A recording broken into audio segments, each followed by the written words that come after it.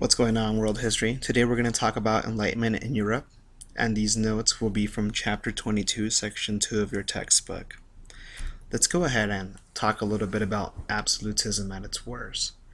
We're talking about absolutism at its worst. We're going to be we'll start with Philip's the second of Spain. Philip consistently taxed the middle class people.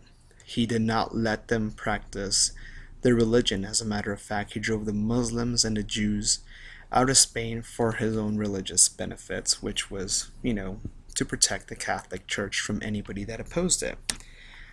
King Philip did not have control of his country because the Spanish Netherlands revolted against him when he tried to tax him.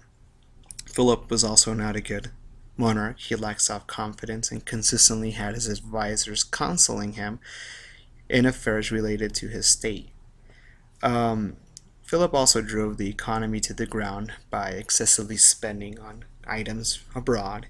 He did not use the theory of mercantilism in his country, and he was always having to spend money on religious wars. So Philip was not a good leader, and he was an oppressor of the people, and he went into their pockets and took away the people's money. Louis XIV began his reign, and what he did first and foremost was he removed the Edict of Nantes, which at one point gave religious toleration and let the Protestants practice their own faith. By removing the Edict of Nantes, Louis destroyed the Protestant churches and schools. He forced all citizens to be baptized and be Catholics or be executed.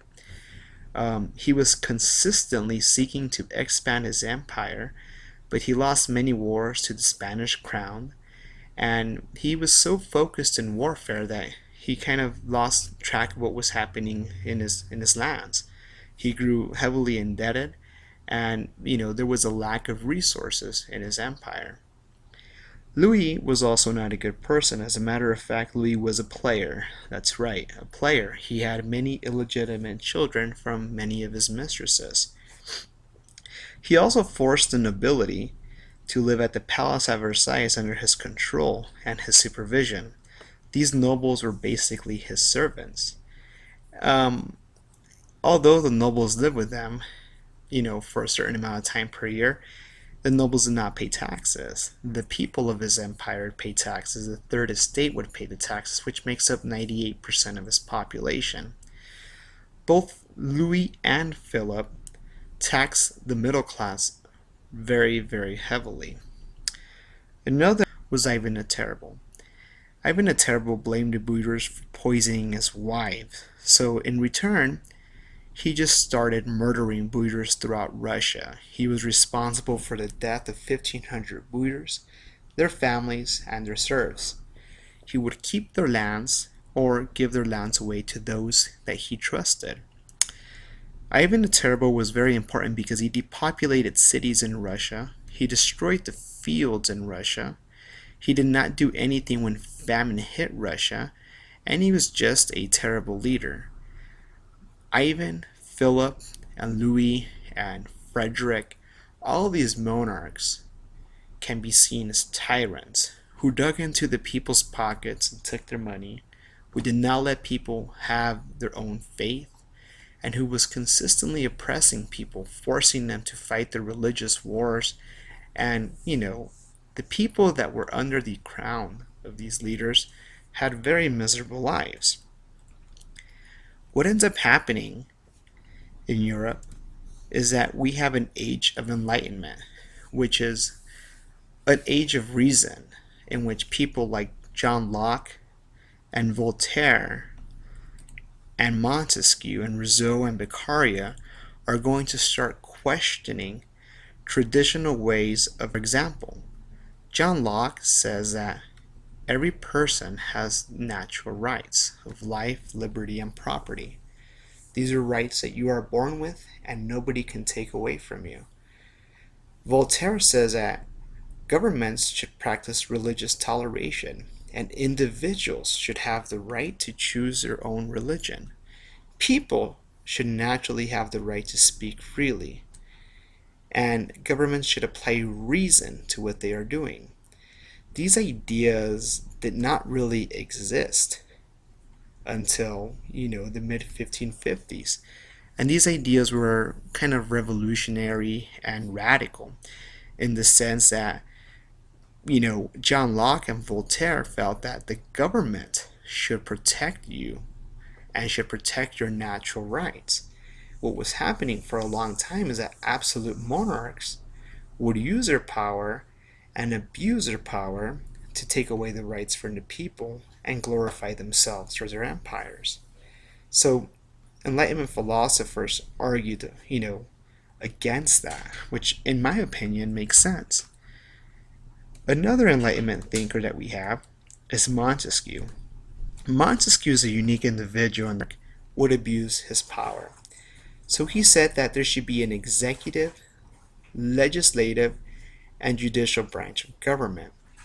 And each branch should be checked and balanced out so that not one branch or not one person can have total and absolute power over the people, because it would turn into abuse and corruption. So Montesquieu laid the foundation of one of our principles of the United States Constitution. Beccaria states that the king, well, not the king or nobody can really punish you cruelly or torture you. Beccaria argues that torture should not be used, that capital punishment and the death penalty should be abolished, and that people should have a right to a fair and a speedy trial. These are all things that are embedded in the Bill of Rights. But the reason Beccaria started talking about this in the 1600s is because the kings and the monarchs were consistently torturing people, killing the people that did not practice their own faith, and just doing whatever they want without having anybody go to a fair and speedy trial. So it was very unfair for the people living under monarchs to have any rights, any protections. More importantly, Beccaria says that laws exist to preserve social order, not to avenge people, and that's a misconception many people have. Many people say that cops and laws exist just to screw you. The idea is that laws exist to protect you from the few that are corrupt, that are going to, take or hurt you or your natural rights. So there's cops or a policing force to protect you in case someone tries to screw you. And, Rousseau is a good man, and he came up with the idea of a direct democracy, which is something that we do not have in the United States. But a direct democracy directly vote for laws and rules and policies or public policy that should be run in the government. And he was passionately committed to the individual freedom of people. Okay? One of our last Enlightenment thinkers, her name was Mary Wollstonecraft, and she believed that women should be educated just like men, and that women should work in the same fields as men, including medicine and science. She is one of the first women's rights activists to preach these things. Women did have titles of royalty, and there was women that did have power. But most women, during absolute monarchs, during the Middle Ages or before, were sadly seen as forms of reproduction. They were seen as domestic servants, or they were, consistently taking care of the children. So Mary Wollstonecraft revolutionized the idea that women can do these things and they should participate in government. So hurrah for Mary. Some closing thoughts. I want you to think about this.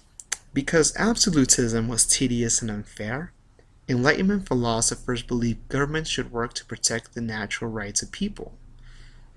And even though Enlightenment happened over 220 years ago, the ideas and principles are embedded into governments across the globe. People and governments changed, and most governments like ours and governments throughout the world have Enlightenment principles in which the government is created to protect everyone within the territory. The population within the territory will be protected by the government. And that is the idea that Enlightenment thinkers had. In the next chapters, we'll see how these Enlightenment thinkers caused revolutions throughout the world and people fought for their rights. And that'll be very interesting, but that won't be till next class. Alright, guys, have a very nice day. Bye bye.